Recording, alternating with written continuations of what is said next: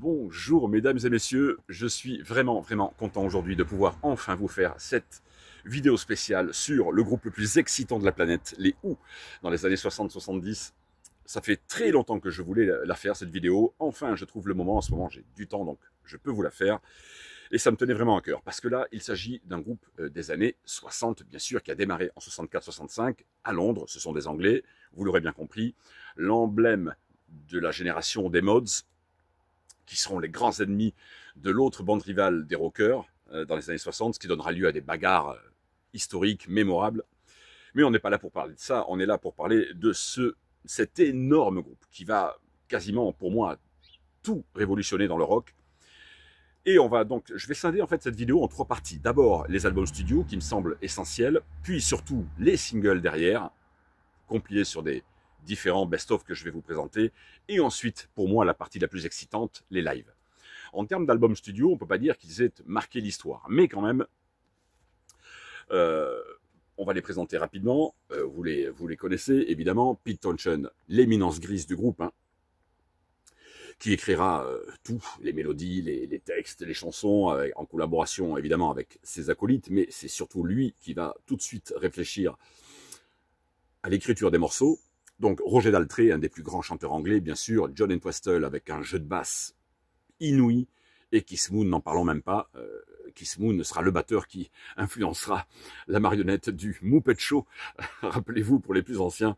Et oui, c'est ce premier album qui sort en 1965 avec l'hymne évidemment de toute une génération, My Generation. L'album en lui-même est intéressant, c'est le premier. Il dénote évidemment de tout ce qui se fait à l'époque. Hein. Ça ne ressemble en rien aux Beatles, ni aux Kings, ni aux Stones.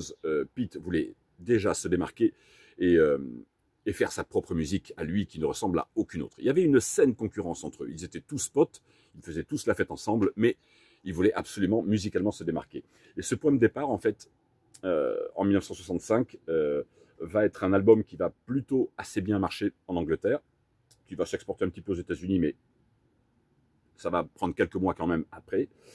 Mais c'est surtout le point de départ du groupe. Voilà, avec ce premier titre, My Generation, qui figure dessus, et tous les autres titres ici qui seront évidemment beaucoup moins connus sur cet album. Alors, à l'époque, oui, on ne pense pas en termes d'album, on pense en termes single. Les radios veulent vendre du single et on n'a pas encore, ça va venir très vite après ça, déjà avec Aftermath des Stones en 66, puis évidemment le Sgt Pepper's des Beatles. Mais pour l'instant, en tout cas, au moment de l'écriture de cet album, on est encore en 65 et on pense, voilà, il faut vendre du single. Donc on ne réfléchit pas finalement véritablement à construire un album avec une cohérence, avec une proposition uniforme. Non, ce sont en fait des titres qui sont assemblés les uns avec les autres pour faire un album. Mais en tout cas, celui-ci en 65 est quand même absolument, pour moi, indispensable quand on a envie d'avoir l'essentiel sur ce groupe de Who. Donc celui-là, en plus, c'est l'édition qui avait été remasterisée là, au studio Abbey Road, puisque nous avons la certification, évidemment, du master, ici, avec le petit poinçon doré et tout. Et oui, certification Abbey Road, mastering, évidemment, au top. Je vous laisse imaginer comment ça sonne sur une platine, fait à Abbey Road, évidemment. Mythique. Donc, mythique premier album, point de départ. Effectivement, il le faut.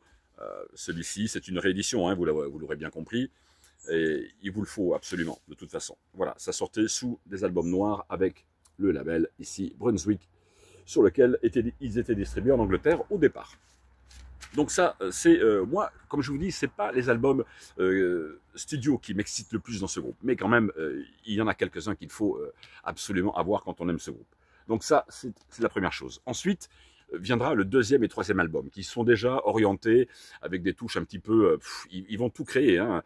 Ça va même s'appeler, on va même appeler ça un petit peu du pop art quelque part, tellement c'est un petit peu psyché, un peu rock, tout est un petit peu mélangé dans cette musique, mais les deuxième et troisième albums en fait sont réunis sur ce best-of à l'époque qui était sorti donc chez Impact, une série économique française, mais qui sonne très bien.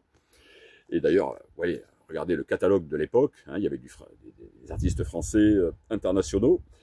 Et en fait, ben, l'avantage, c'est que ça réunit alors le deuxième album, qui est sur la face 2, en fait, et le troisième album, qui est sur la face 1. qui sort en 67. Là, c'est le meilleur de Who Sells Out, et là, c'est le meilleur de A Quick One. Voilà, ils ont inversé. Bon, moi, j'aurais respecté plutôt l'ordre chronologique en mettant le deuxième album sur la 1 et la 2, mais ils ont fait l'inverse. Bon, je vous laisse voir les titres, évidemment. Moi, ça me suffit très bien parce que le problème sur le troisième album, par exemple, Who Sells Out, c'est qu'il était... Il y avait plein d'incrustations, de jingles, de publicités. C'était un album qui commençait déjà à être un petit peu thématique.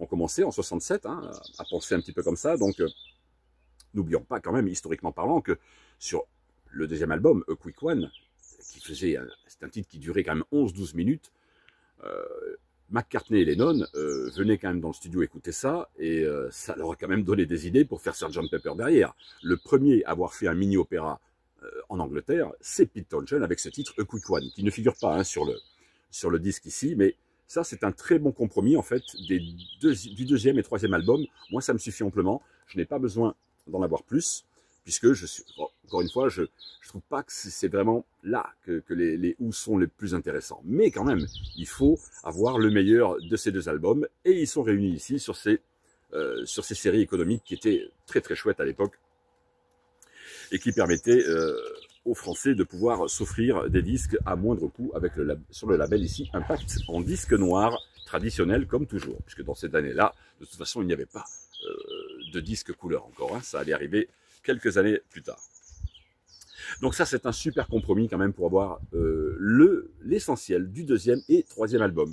Studio, de très bons titres, je vous dis, c'est un peu barré, c'est déjà un peu psyché, un peu pop, un peu rock, c'est tout ça est un savant mélange qui sort évidemment de la tête et de l'écriture de Pete Townshend, qui était pour moi un génie qui n'a pas été suffisamment en tout cas reconnu à sa juste valeur.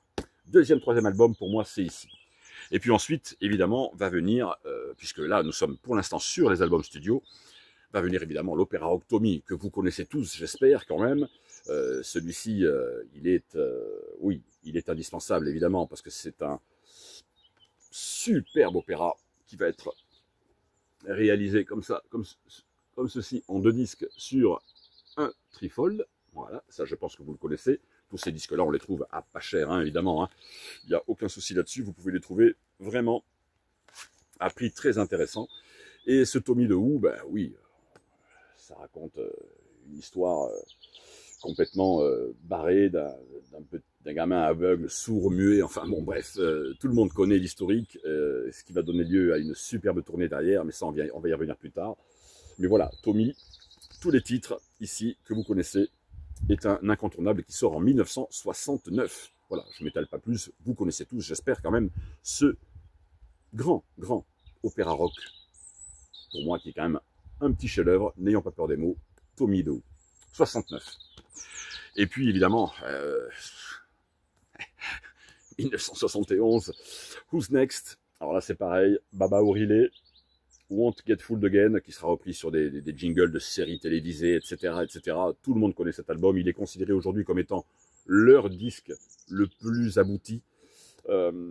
Et je vais même vous dire une chose, c'est que pour moi, en tout cas pour ma part, c'est là que je m'arrête en termes d'album studio, puisque ce qui va suivre va beaucoup moins m'intéresser par la suite, que ce soit Quadrophenia, Who by Numbers, Who Are You, dernier album ensuite avec Kiss Moon, qui décédera en 78. Moi, en ce qui me concerne, ça ne regarde évidemment et ça n'engage que moi, c'est là que je m'arrête en termes d'album studio pour les Who, parce que celui-ci c'est un monument. Alors il expérimente déjà énormément les premiers synthétiseurs qui sont à disposition dans les studios pour les groupes. Il aime trifouiller de toute façon, il aime expérimenter Pete, il est comme ça. Donc c'est un des premiers qui a quand même une vision assez futuriste du monde et il va pas trop se tromper le mec en plus. Et c'est évidemment produit par Glyn Jones qui produira Led Zeppelin, les Stones et tant d'autres. Album mythique évidemment qui sort en 1971 avec voilà, des titres encore fabuleux. Ça c'est un petit bijou du rock, voilà, de l'histoire. Voilà, c'est l'original évidemment, sorti en France. Moi c'est un pressage français que j'ai, vous l'avez vu, chez Polydor. Ça sortait voilà, sous disque noir, comme ceci les amis. Ça c'est mon objet que j'ai depuis très longtemps. Voilà, 1971, mythique. Moi, c'est là que je m'arrête. Parce que ce qui m'intéresse chez ce groupe, c'est vraiment leur single. C'est-à-dire que ils vont sortir énormément de 45 tours dans les années 60. encore dans les années 70, au début, jusqu'en 75 à peu près. Et tous ces titres vont se retrouver dispatchés sur plein de ce qu'on appelait des EP, 4 titres, hein, c'est les 45 tours avec généralement 4 titres dessus. Et on va en trouver à foison, mais pour les récupérer aujourd'hui, c'est très compliqué. Heureusement qu'ils nous ont sorti des compilations qui réunissent tous ces titres. Alors, ce que je vais faire tout de suite, c'est vous montrer la première qui sort en 1970, qui est absolument indispensable pour les fans. Parce que là-dessus, vous avez I Can't Explain, qui ne figurait sur aucun album. Vous avez I Can See for Miles, évidemment The Seeker, plein de titres comme ça, encore une fois, qui sortaient sur des 45 tours. Je vous laisse voir les titres ici. Voilà, en plein milieu, avec la bobine des musiciens. Ça, c'est une compile qui sort en 1970. C'est un pressage allemand là, que je vous présente. Hein. Je vous laisse bien quelques secondes à l'instant. Hein, voilà, pour que vous puissiez regarder tous les titres qui figurent sur ce Mitty Bitty Bing and Bouncy. Voilà, première compile qui sort en 70 et qui est incontournable. Alors, ce qui est chouette, c'est qu'on voit en photo ici, vous voyez, le club où ils ont démarré. Et c'est de là, d'ailleurs, que vient les premiers incidents où Pete, le plafond était particulièrement bas dans ce club, dans les environs de Londres, et Pete Townshend, en fait, n'arrêtait pas d'exploser, mais sans faire exprès au départ, sa guitare contre le plafond. Et ça lui est resté, et c'est lui qui va finalement être le premier dans l'histoire à fracasser sa guitare sur scène, quoi. Qui était plus déjanté que les Who? Peu de groupes à l'époque. Peu de groupes, c'était les premiers à créer tout ça. Voilà, les 4 Ozio ici en train de se marrer. Superbe compile, évidemment, qu'il vous faut, qui sort en 70. Pressage allemand. Et puis en France, heureusement, le groupe commence à faire parler de lui. On l'entend un petit peu de partout. Et là, vous avez cet album qui sort en 70 ou 71 chez Polydor, toujours chez nous ici en France. Les macarons sont toujours les mêmes. Hein. Voilà, ce sont des disques noirs sortis chez Polydor. Ça, c'est un pressage de 1970, 71 à peu près. C'est l'original. Hein. Alors, je vous laisse voir évidemment. Voilà, tous les singles, voilà, qui figuraient sur les 45 tours. De temps en temps, un titre ou deux piochés de ci, de là d'un album, mais généralement, tous ces titres-là figuraient pour la plupart uniquement sur des 45 tours. Et on a eu la bonne idée, en France également, de faire un premier best-of de ces magnifiques titres qui sont, oui, très pop, très psyché, très rock.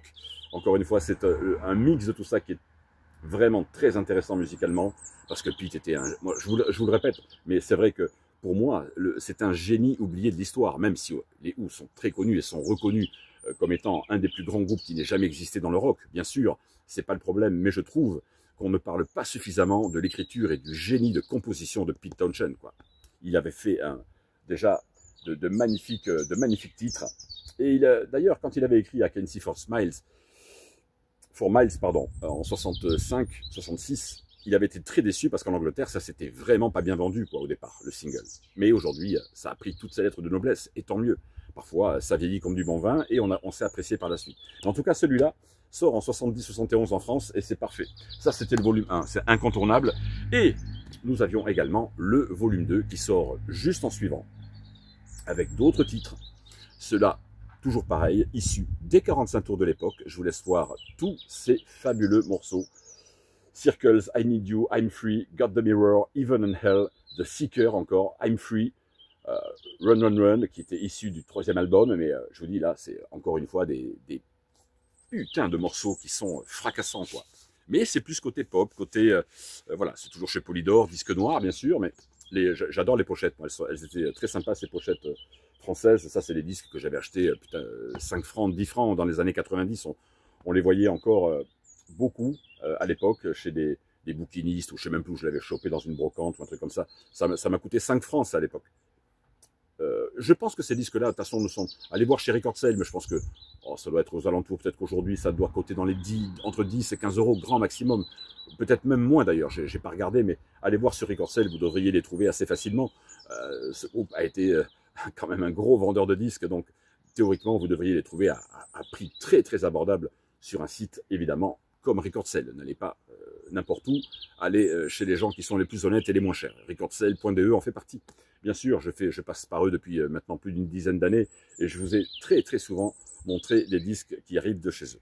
Voilà, pour ce volume 2 en tout cas, qui sort encore la même année, 70-71. Vous voyez, vous avez encore le U ici, qui stipule que c'est sorti entre 70 et fin 71. Voilà, pour ce super double deuxième volume en tout cas, des Who qui sont ici en France. Ensuite, en 73 va sortir, alors celui-là, il est sublime. Parce que là, ce Odds and Sods, il sort en 74 même, je crois. Ouais, c'est ça, 74. Et en fait, c'est du die cut, là, c'est assez marrant, c'est foutu comme ça, vous voyez, c'est du die cut, là, tout ça. J'aime bien la pochette, moi. Alors ça, c'est le pressage américain. Là, on retourne sur des pressages US, sorti chez MCA Records, ici. Il avait souffert un petit peu derrière à l'époque quand je l'avais trouvé, celui-là. Chez un disquaire, j'étais encore à Pau, ça remonte, hein. Ça fait au moins 30 ans que j'ai ces disques. Mais alors celui-là, il est fantastique parce que dessus, vous avez I'm the Face, le fameux premier single du temps où il s'appelait encore les High Numbers, juste avant de s'appeler les Who. Ils avaient décidé de s'appeler les High Numbers, clin d'œil encore aux mods. Et ils avaient sorti ce 45 tours qui ne figure que sur cette compile-là, en tout cas en vinyle. Sur des compilations CD très certainement qu'elle a dû apparaître de ci, de là, mais en tout cas sur vinyle à l'époque. Enfin, on entend ce single sur cette compile. Et alors là, c'est pareil, vous avez plein de faces, c'est des faces B de 45 tours, des titres assez inédits. Vous avez toutes les dates, tous les descriptifs. Je vous laisse quelques instants pour que vous puissiez lire un petit peu les crédits des titres ici au dos. Voilà, comme ça vous avez tous les éléments, les amis.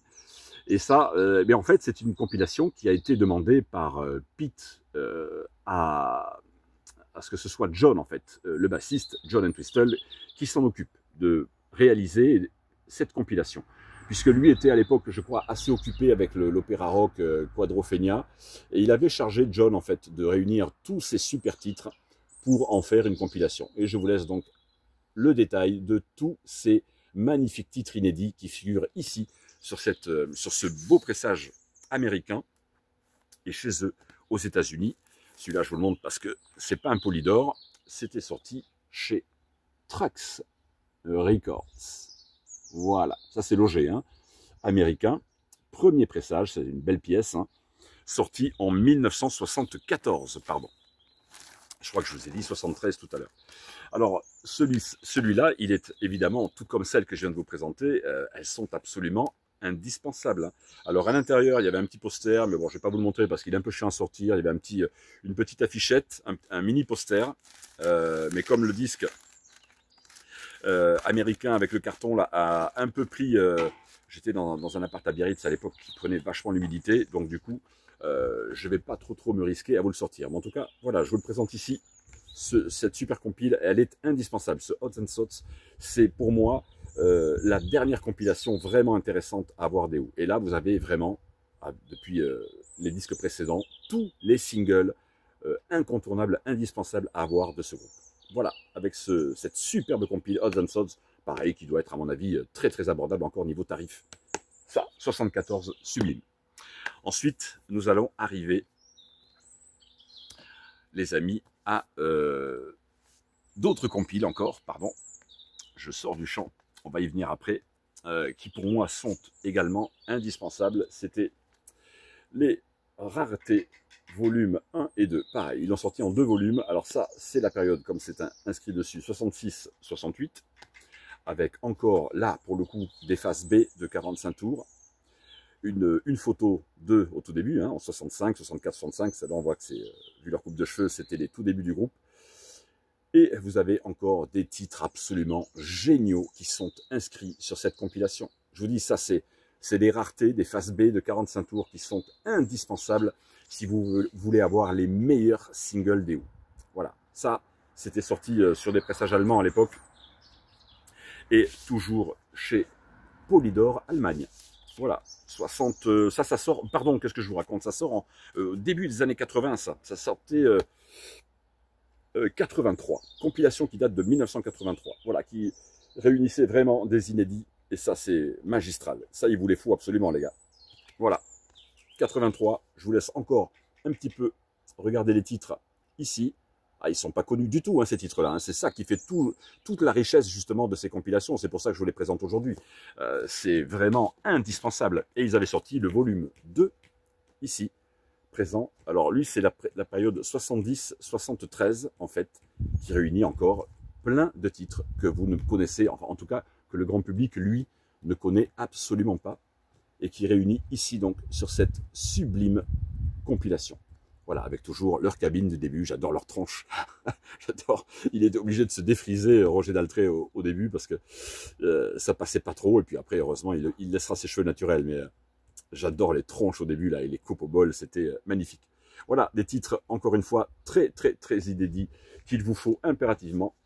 C'est superbe compile allemande, sortie en 1983. C'en est tout pour les singles. Ensuite, on va arriver en 1979. Ils vont tourner un documentaire sur le groupe à la mémoire de Kiss Moon, puisque Kiss Moon nous avait quittés, je crois, en septembre 78 à peu près. Et un film va sortir. Alors d'abord, évidemment, la version, je ne peux que vous présenter la version pour l'instant DVD. Alors ça, c'est le DVD anglais, hein, qui n'est pas sous-titré. Original, mais c'est pas plus mal d'ailleurs. Voilà, alors ça se présente comme ceci. Je vous le montre, parce que ça c'est un superbe document qu'il faut vraiment posséder si vous aimez le groupe, encore une fois, si vous êtes passionné de ce groupe. Voilà, ça se présentait comme ça, en 2 DVD, ici, avec des bonus. Ça c'est... Il y a évidemment le film documentaire d'origine, plus les bonus, les interviews. Enfin, c'est passionnant, passionnant. Un beau livret.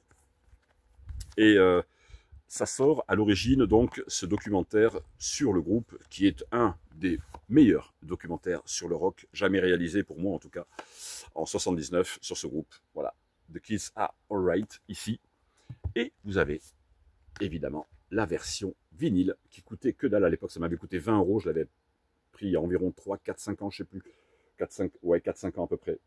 Avec donc tous les passages, les enregistrements sur leur passage télévision, certains enregistrements sur la radio, sur les radios, pardon. Ça se présentait en 2 disques. Hop, comme ceci. Je vais vous en sortir un. Ça reprend fidèlement, voilà, ce que représentait le DVD tout à l'heure, ici, sur disque noir. Le son est d'une qualité exceptionnelle. Ça, il l'avait réédité en 2019, justement, pour les 30 ans. 30 ans, 40 ans du documentaire. Vous voyez, je vous laisse ici revoir le petit sticker qui va bien. Voilà, 79, 2019. Hop. 1, 2, 3, 4. Pour le 40e anniversaire de la sortie de ce sublime documentaire. Évidemment que, encore une fois, si vous aimez ce groupe, il vous faut impérativement ce sublime double album du film documentaire The Kids Are Alright. Je vous laisse voir ici, comme toujours, la liste des titres qui sont repris. Je vous dis, il y a tous les passages télé, encore une fois, c'est totalement complémentaire de ce que je viens de vous présenter. Donc il faut tous ces disques, c'est impératif, quoi. Et puis les pochettes avec le drapeau de la Grande-Bretagne, magnifique, j'adore, papier glacé, superbe édition, un son de fou. Et voilà, ça c'est un des meilleurs documentaires pour moi qui est jamais connu l'histoire du rock, quoi. The Kids Are Alright 79. Les amis, là c'est, on va rentrer dans le vif du sujet parce que là c'est vraiment le côté live qui m'intéresse chez ce groupe, parce que quelle violence, quelle rage ils dégageaient ces mecs sur scène. C'était impressionnant. Avant de vous montrer tous les lives, quand les Who passaient sur la plus grande radio anglaise, la BBC, il fallait s'appliquer. Les mecs, ils voulaient jouer, ils voulaient pas se rater. Donc, ça donnait des résultats scéniques impressionnants. Les morceaux étaient pliés en 2-3 minutes. Je vous laisse voir la liste de tous les titres qui ont été joués entre 1965 et 1973 à la BBC, évidemment, avec, regardez-moi ça un peu. Bon, je vous l'avais présenté il y a des années, celui-là. Je l'avais rentré pareil pour à peu près 20 €, pas plus. C'est juste magnifique. Les prestations, ils ne pouvaient pas se planter de toute façon. Il fallait assurer quand on passait à la BBC. Tous les groupes avaient la pression quand ils passaient sur cette radio-là. C'était diffusé soit en direct, soit en différé. Il ne fallait pas se tromper, quoi. Et il fallait être bon. Et là, ils sont exceptionnellement bon. Je vous montre ici le petit macaron qui va bien. Ça se présentait comme ça. Il donne des prestations impressionnantes.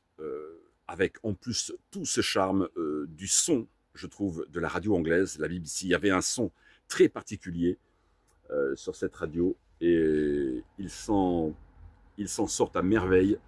Tout est joué. Quelle énergie ce groupe.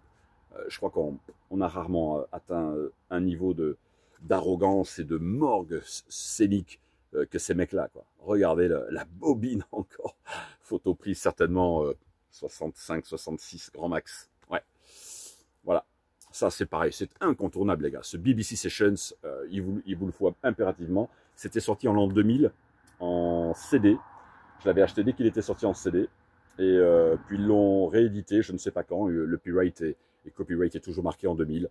Et moi, je l'avais acheté il y a quelques années. Et pareil, dans les 20 € à peu près. Donc ça, c'est vraiment... Là, c'est sublime. Hein. Là, on est sur du live. Pouf, là, tu peux pas tricher, quoi. En concert, voilà, si tu plantes, tu plantes. Ça va s'entendre de suite. Là, ils voulaient vraiment se surpasser. Et quelle prestation ils nous donnent.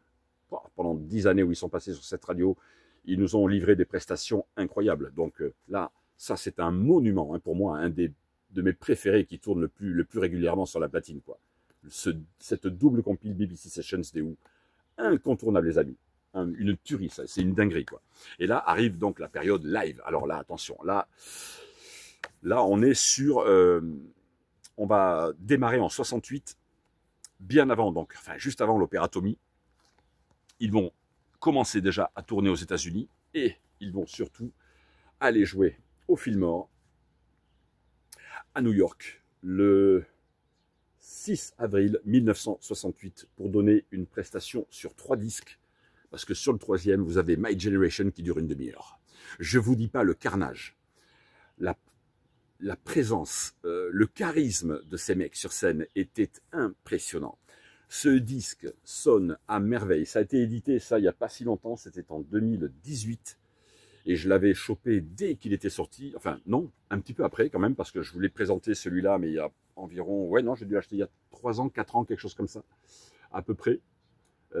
J'avais acheté à l'époque, je crois, un CD un peu bootleg, pas très officiel. Et celui-là, voilà, je l'avais acheté il y a quelques années à peine, avec un Roger Daltrey hilar. Et 3 disques. Une prestation qui dénote par rapport à tout ce que les gens connaissent habituellement à partir des sessions et des concerts de 70 avec l'Opéra Tommy. Là, on est juste avant l'Opéra Tommy, ce qui fait que, alors, sous pochette déjà magnifique, bel artwork, qui reprennent les bandes, les masters de l'époque et tout. Enfin, c'est très, très, très, très chouette, quoi. Et ça se présentait sur des disques comme ceci, noirs comme toujours, hein, là, il n'y a pas de couleur, sur les Who. Et cette prestation live, oui, il faut écouter le... Pour moi, ces mecs ont créé le hard rock avant tout le monde, quoi. Les punks, par la suite, les Clash, 10 ans plus tard, vont fracasser leur grade sur scène, mais il faut bien vous dire une chose, c'est qu'avant Jimi Hendrix, avant tous ces mecs-là, c'est Pete qui se déchaîne sur scène comme un beau diable. Ils ont... les mecs jouent... comme s'ils allaient crever le lendemain, quoi. C'est impressionnant de voir... c'était les mecs du peuple.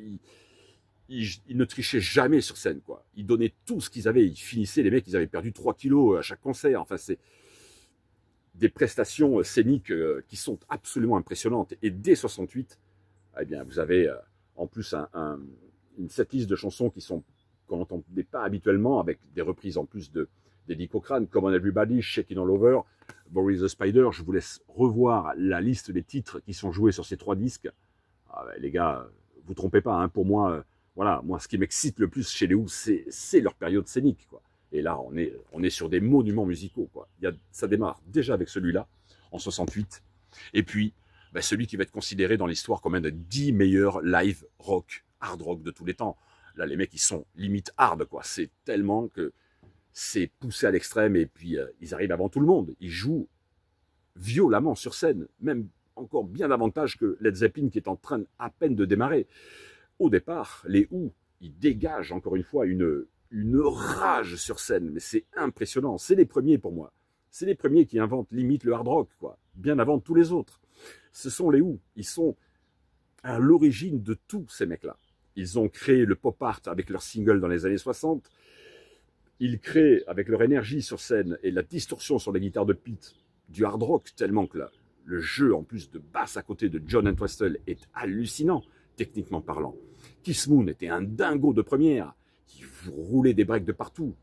Oui, certains diraient que c'est du punk avant l'heure, tellement que ça pouvait être chaotique par moments, mais quelle violence. Et moi, j'ai la chance d'avoir ce Live at Leeds pressage américain, qui n'avait pas encore été réédité des années plus tard en CD avec la totalité du concert. Là, il ne gardait que le cœur des morceaux les plus violents sur scène de l'opéra rock Tommy, puisque en 70, c'est enregistré ça le 14 février 1970, à Leeds, donc, hein, en Angleterre, et on a à peine 6 titres. Mais les 6 titres les plus violents du concert. Ce qui fait que moi je préfère en fait, parce que c'est concentré, on concentre que le plus rock du groupe de ce concert ce soir-là. Et ça évite les passages un peu plus lents, un peu plus cool, qui sont pas désagréables hein, pour autant. Mais l'avantage de ce live, c'est que dans sa première mouture, en tout cas dans sa première sortie originale, il sort comme ça, avec juste les titres les plus emblématiques. Et moi, c'est le pressage américain, un repressage de 75-77, quelque chose comme ça. Et là-bas, aux États-Unis, ils étaient distribués chez MCA Records. Voilà, ce Live at Leeds, les amis, il est mythique. Il est très souvent considéré par les fans comme étant le meilleur live, de quasiment un de tous les temps, et le meilleur du groupe. Mais dites-vous bien une chose, c'est que le lendemain, le 15 février, ils vont jouer à Hull, à côté. Et il est considéré comme étant encore au-dessus de celui-là. Alors, je l'ai en CD, le Live at Hull. J'attends une ressortie officielle, mais je vais peut-être me le prendre en bootleg parce que là, ça commence à me gonfler d'attendre. Le problème, c'est qu'en fait, c'est pas celui-ci à l'origine qui devait sortir. C'était le Live at Hull. Mais le problème, c'est qu'ils ont eu des problèmes, enfin des soucis techniques sur l'enregistrement de la basse et de la batterie de John et de Kiss. Ce qui fait qu'ils ont gardé les bandes qui ont été correctement enregistrées ce soir-là. Mais à l'origine, c'était le concert de Hull qui devait sortir officiellement et non le concert de Leeds. Eh bien, c'est le contraire qui s'est produit. Alors ensuite, ce qui s'est passé, c'est que des années plus tard, Pete Townshend va retrouver, parce que les bandes de Hull étaient perdues pendant des années. Et dans les années 2000, ils vont retrouver les bandes du Live at Hull, qui avait donc lieu le lendemain, hein, le 15 février, puisque là c'est le 14, le Hull c'est le 15 février 70. Ils vont retrouver ces bandes, mais avec évidemment des parties manquantes de basse et de batterie de Kiss Moon. Donc ce qu'ils vont faire, c'est qu'ils vont récupérer en fait des parties de basse de John sur ce concert pour les mettre sur le Live at Hull. Et on n'y voit quasiment que du feu. Mais quand vous écoutez, moi je l'ai en CD, hein, le Live at Hull, mais j'attends la sortie vinyle parce qu'il est peut-être encore plus impressionnant que le Live at Leeds, quoi. Et ouais, pour ceux qui l'ont en tout cas, vous le savez. Mais c'est vrai que là, attention, le Live at Leeds c'est monumental. Il reste pour moi un des chouchous en matière de live hard rock. C'est un des meilleurs de tous les temps, celui-là. Il est vraiment classé parmi les 10 meilleurs lives de tous les temps. Live at Leeds, quoi. Les Who, toujours en 70. Là, après, on va arriver sur du bootleg. Ils vont partir dans le Massachusetts le 7 juillet 70. Ils quittent l'Angleterre pour aller faire leur tournée aux États-Unis également. Et ils vont enregistrer, évidemment, toujours l'opéra rock Tommy. Enfin, ils vont jouer, en tout cas sur scène, l'opéra rock Tommy. Mais ce qu'il y a de génial, vous allez me dire, oui, mais c'est encore la même setlist. Oui, sauf que les Who, tout l'intérêt, messieurs, dames, c'est qu'ils jouaient différemment d'un soir à l'autre. C'est pour ça que je suis aussi fou de leur live, parce que c'est non seulement là qu'ils sont le plus agressifs musicalement parlant, et ça j'aime beaucoup, même si j'adore également les morceaux beaucoup plus pop, art, des singles des années 60, mais là, ce concert, il est d'anthologie, et les gens ne le savent pas très très bien, mais ça c'est du bootleg qui était sorti à 20 €, là il n'y a pas si longtemps que ça, hein. C'est sorti quand ça? Je l'avais gardé d'ailleurs pour la vidéo 2021, je l'ai acheté il y a 4 ans, à sa sortie, ça sortait à 22 €, je crois, un truc comme ça. Je l'avais payé sur un vendeur tiers, sur Amazon ou Fnac, je sais plus. Mais ça c'est splendide, quoi. Je vous remontre un petit peu ici les photos, pardon.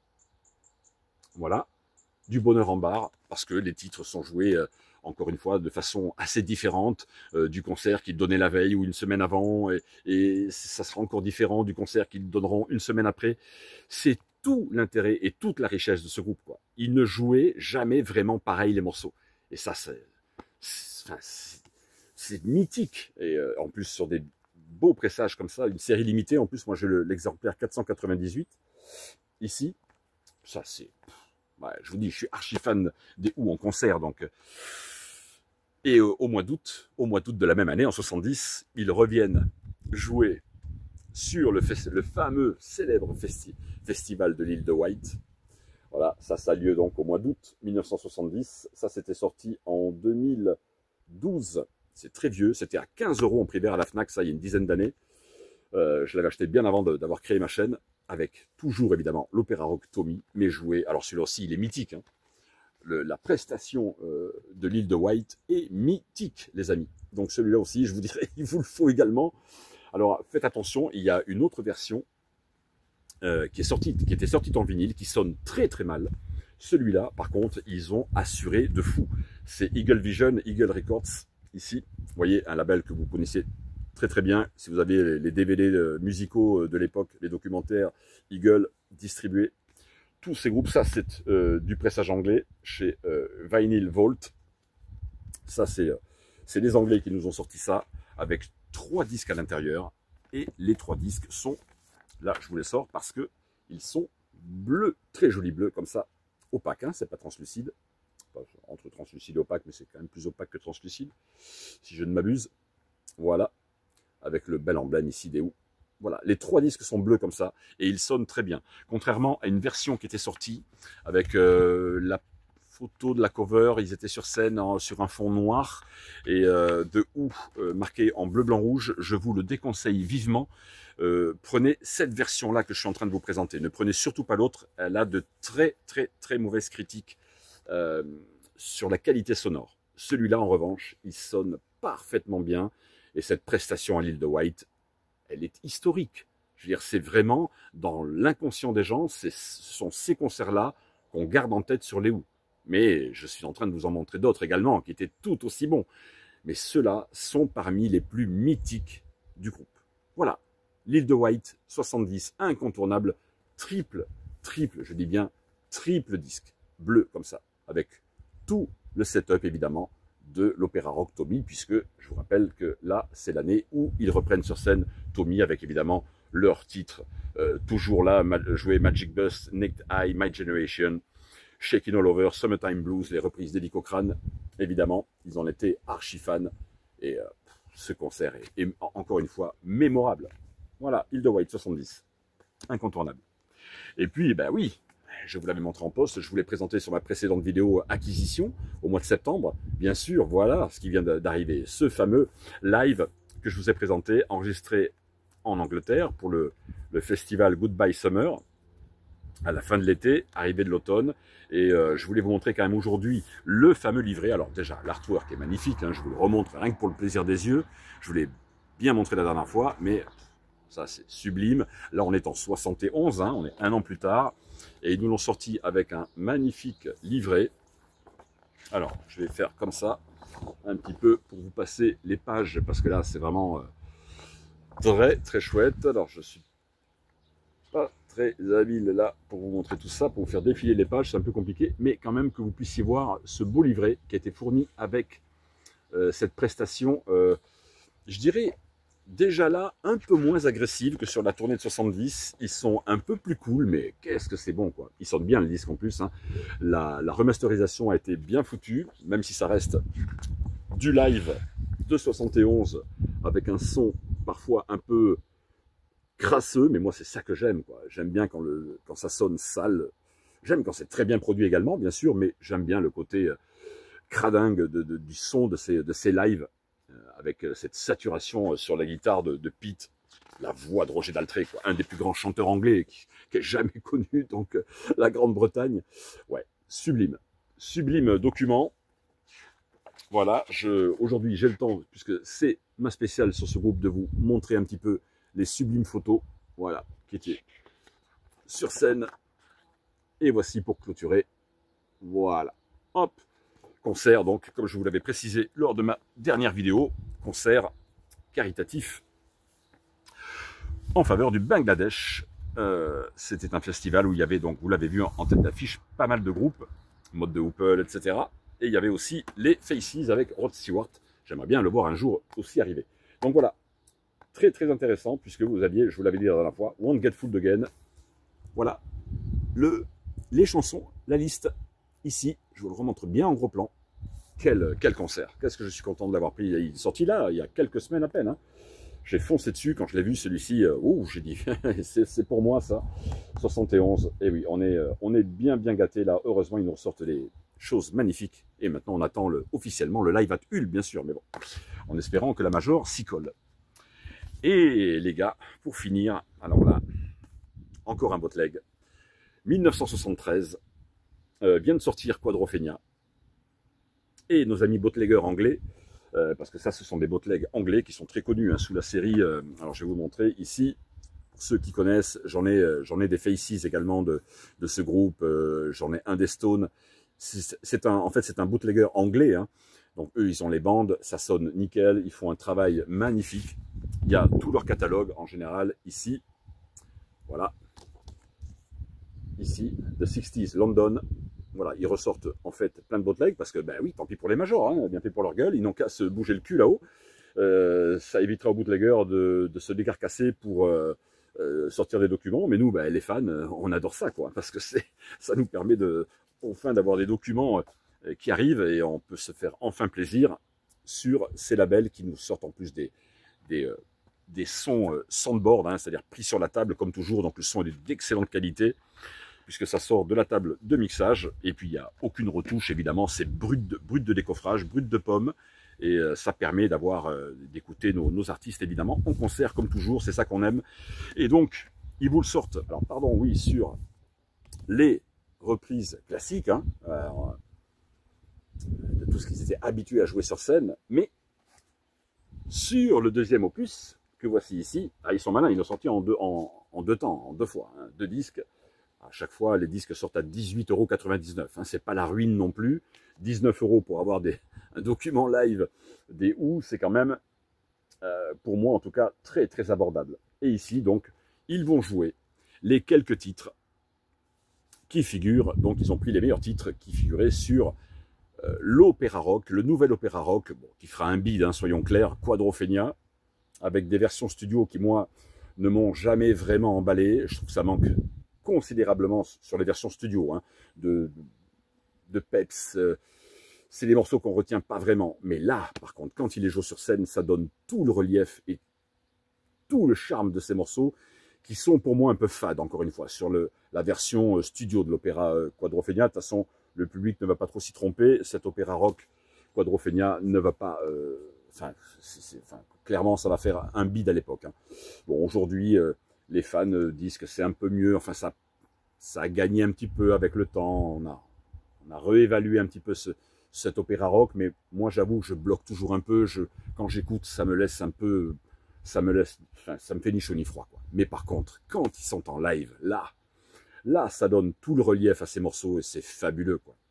Voilà, donc ça, ils ont été malins, ils l'ont sorti, donc vous voyez, le live enregistré à Philadelphie, en 1973, ils l'ont sorti en deux disques avec la première setlist de titres assez communément connus sur leurs premiers titres, I Can't Explain, Pinball Wizard, My Generation, Nectarine, comme d'habitude, et puis les titres là, ici, joués du l'opéra rock Tommy, j'allais vous dire Tommy, Quadrophenia. Voilà. Voilà ce qui était, pour moi en tout cas, pour ma part, indispensable sur les albums des Who. J'avais oublié évidemment de vous présenter, pour finir, le petit bonus en pressage américain. Ils vont adapter l'opéra rock au cinéma en 74 avec Tina Turner, Jack Nicholson. Il y avait Elton John, et rien que pour avoir là les morceaux d'Eric Clapton, de Tina Turner, eh bien ça vaut l'achat du disque, quoi. Ça coûte à peu près même pas 10 balles ces disques-là aujourd'hui. Profitez-en, ça c'est... alors musicalement, évidemment, ils vont totalement déformer, réarranger, réorchestrer tous les titres. Ben, heureusement, ils n'allaient pas nous refaire à l'identique l'opéra rock Tommy, évidemment, pour le cinéma. Donc c'est tout l'intérêt de ce double album. Voilà, de cette superbe compile dirigée par Ken Russell, produit par Robert Stigwood à l'époque. Et vous avez des titres magnifiques, 2-3 titres alors à l'ouverture du disque qui sont pas forcément top, mais alors après, derrière, dès que vous avez les versions de Clapton, encore une fois, de Tina Turner, avec l'Acid Queen de Tina Turner, mais ça c'est mémorable, quoi. C'est historique, donc Clapton, Keith Moon, Jack Nicholson, Pete Townshend, Tina Turner, les Who. 60, ça sort en 75. Voilà. Tommy, le Who, adaptation cinématographique. Voilà les amis, j'espère que ça vous a plu. Alors, la prochaine fois, il faudra que je me prenne un verre, hein, parce que j'ai super soif. J'ai la bouche pâteuse, là, j'en peux plus. Donc, j'espère que ça vous a plu. Moi, je me suis éclaté à vous montrer tout ça, parce que c'est vraiment un groupe que j'aime par-dessus tout. Donc, surtout, likez, si vous voulez, à nouveau, des spéciales, likez. Je vais en faire d'autres, évidemment. Un coup tout seul, un coup avec mes amis et potos des chaînes Vinyl Calif, Nono et Francky de la chaîne La Bulle du Passionné. On en fera d'autres sur d'autres groupes également. Mais là, aujourd'hui, je voulais vraiment vous faire celle-ci sur les Who. J'espère que ça vous a plu. Surtout, n'oubliez pas le pouce en l'air. On se retrouve dans les coms. Vous me dites un petit peu ce que vous avez, vous, comme disque des Who chez vous à la maison. Et puis, on se voit très bientôt. Ciao, bye à tous. Salut.